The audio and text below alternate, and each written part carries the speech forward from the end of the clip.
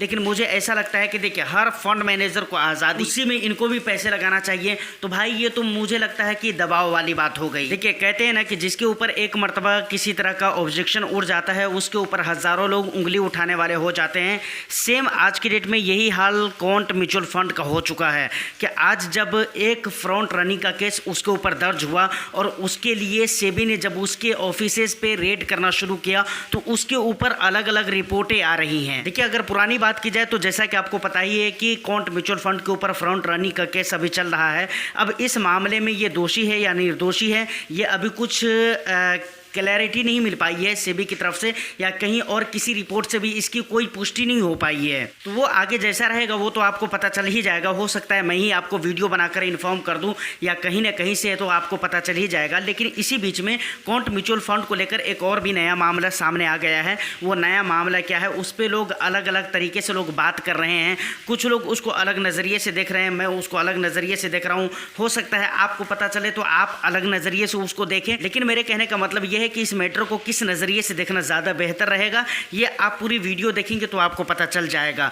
कि क्या हकीकत है, क्या सच्चाई है। तो यकीनन वीडियो बहुत ही इंटरेस्टिंग होने वाली है। तो एक लाइक कर दीजिए, शेयर कर दीजिए। चैनल को अगर अभी तक आपने सब्सक्राइब नहीं किया है तो चैनल को ज़रूर सब्सक्राइब कर लें, क्योंकि इस तरह के इंटरेस्टिंग कंटेंट मैं लेकर आता रहता हूं। देखिए क्वांट म्यूचुअल फंड के बारे में कहा गया है कि 14 ऐसी कंपनीज़ हैं जिन कंपनीज़ के स्टॉक्स में किसी भी एएमसी के किसी भी स्कीम्स के पैसे नहीं लगे हुए हैं, लेकिन क्वांट ने उन कंपनीज़ के स्टॉक्स में पैसे लगाया है। देखिए मैं कहना क्या चाह रहा हूँ इसको ज़रा गौर से समझिए आप। मैं ये कहना चाह रहा हूँ कि 14 ऐसी कंपनीज़ हैं जिस कंपनीज़ के स्टॉक्स में किसी भी, जितनी भी भारत के अंदर जितनी भी एएमसीज हैं उनके जितने भी स्कीम हैं उनमें से किसी भी एएमसी ने किसी भी अपने स्कीम का पैसा उन कंपनीज के स्टॉक्स में नहीं निवेश किया है। लेकिन क्वांट म्यूचुअल फंड ने उन 14 कंपनीज के अंदर पैसे निवेश किया है। मतलब ये अकेला एक ऐसा म्यूचुअल फंड है, एक ऐसा एएमसी है जिसने अपने अलग अलग स्कीम के पैसे अलग अलग इन 14 कंपनियों के स्टॉक्स में निवेश किए हैं। सबसे पहले मैं उन कंपनीज का नाम बता देता हूँ, फिर मैं बताता हूँ कि इसके ऊपर लोग क्या क्या सवाल उठा रहे हैं, क्या क्या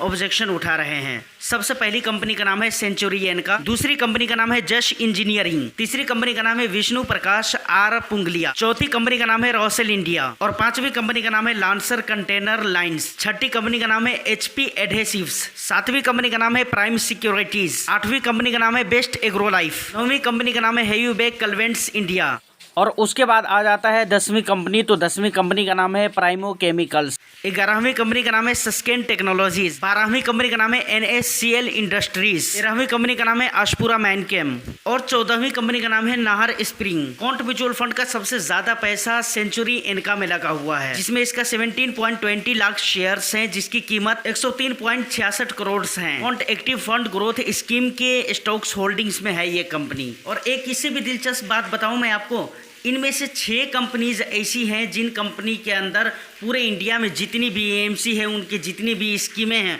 उनमें से कोई भी अपना पैसा नहीं लगा रहा है, लेकिन क्वांट स्मॉल कैप उन 6 कंपनीज में पैसे लगा रहा है। किन 6 कंपनीज में?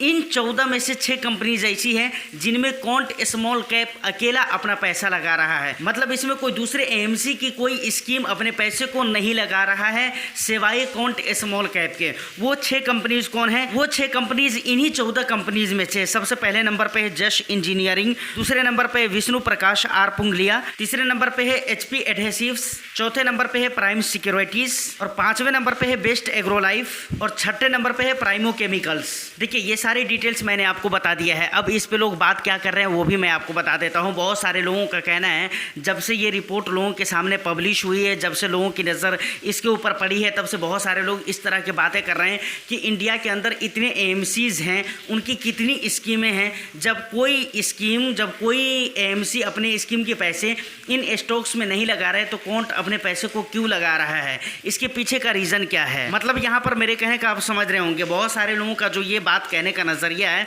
वो नज़रिया सही नहीं है। बहुत लोग नेगेटिव वे में इस बात को कह रहे हैं। मतलब उसके कहने का मतलब ये है कि भाई गलत जगह पे क्वांट अपने पैसे को क्यों लगा रहा है, यहाँ पर कुछ खास उसकी मिली जुली तो नहीं है। जबकि मैं उनको बताना चाहूँगा कि देखिए ऐसा कुछ हो ही नहीं सकता, मिली जुली बात हो ही नहीं सकती है। स्टॉक्स नॉर्मली ख़रीदा जाता है तो वो फंड मैनेजर ख़रीदते हैं, इसमें कोई दो राय वाली बात नहीं होती है और इसमें कोई नीच ऊंच वाली बात भी नहीं होती है। और देखिए ये सारी बातें लोग कर रहे हैं, लेकिन इस पे अगर मैं अपने हिसाब से सोचता हूँ तो मुझे क्या लगता है मैं आपको बता देता हूँ। आपको क्या लगता है आप मुझे कमेंट सेक्शन में बता दीजिएगा। लेकिन मुझे ऐसा लगता है कि देखिए हर फंड मैनेजर को आज़ादी है कि वो अपने सोच समझ के हिसाब से, वो अपनी समझदारी के हिसाब से, अपने एक्सपीरियंस के हिसाब से जिस स्टॉक्स को चाहे वो पिक कर सकते हैं।